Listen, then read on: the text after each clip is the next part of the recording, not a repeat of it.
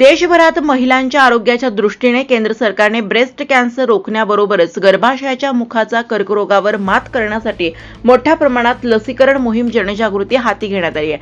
खेड तालुक्यासह राज्यभरातील ग्रामीण रुग्णालयासह प्राथमिक आरोग्य केंद्रांतर्गत येणाऱ्या 14 वर्ष पूर्ण व 15 वर्षाच्या आतील मुलींना HPVचा डोस देण्यास सुरुवात करण्यात आली आहे. गर्भाशयाच्या मुखाचा कर्करोगावर प्रतिबंधात्मक लसीकरण मोहीम राबवण्यात येत असून कोणत्याही अफवांवर विश्वास न ठेवता लसीकरण करून घेण्याचे आवाहन गट विकास अधिकारी विशाल शिंदे, तालुका वैद्यकीय अधिकारी डॉक्टर विलास माने, वैद्यकीय अधीक्षिका डॉक्टर जयश्री रानडे यांनी केले आहे.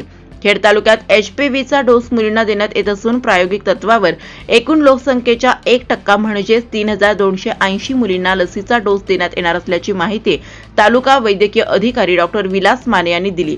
खासगी हॉस्पिटल दवाखान्यात या HPV लसीचा डोसचे इंजेक्शनसाठी 6 ते 10 हजार खर्च येत असून शासकीय स्तरावर या लसीचा डोस मोफत देण्यात येत आहे.